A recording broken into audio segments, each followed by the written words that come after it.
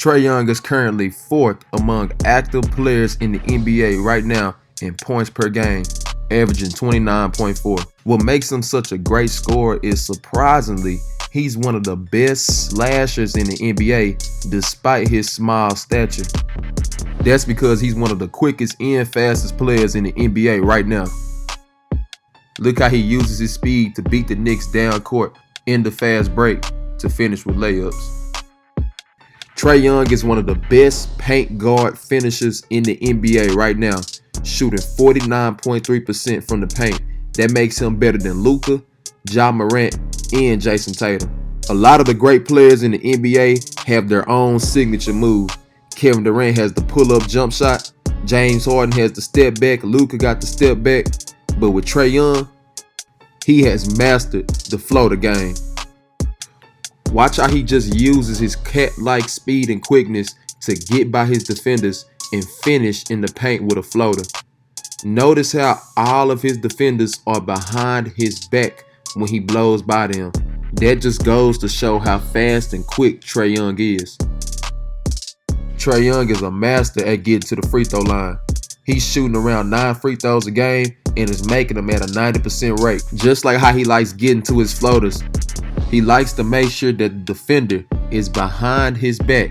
And once the defender gets behind his back, he'll jump back towards the defender while the defender is coming towards him to initiate contact and get the foul call. This is extremely impressive to me, especially for the fact that Trae Young is only 6 foot tall and is getting to the free throw line more so than many other bigger players in the NBA like a Giannis and a Luka Doncic. Trae Young is also a master in scoring out of the pick and roll and passing.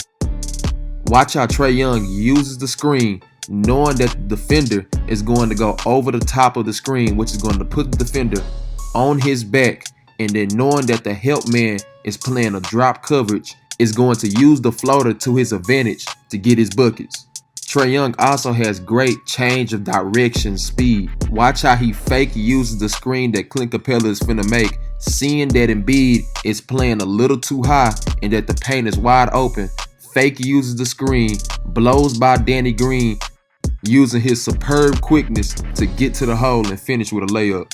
Now, Trae Young is only shooting 33% from 3 in the playoffs this year, but we can tell from the range in which he shoots his threes and the touch he has on his jump shots that Trae Young is a respectable and good 3-point shooter, despite what his percentages may say, as he is still making 3 threes a game. He's also a borderline elite mid-range shooter too, shooting 8% better than league average in that area. Despite in high school and college being known as a prolific scorer and excellent shooter, Trae Young's best ability is his passing ability. Trae Young is both first in assists per game and assist percentage among active players, sitting at 10.3 assists per game and has an assist percentage of 49.3.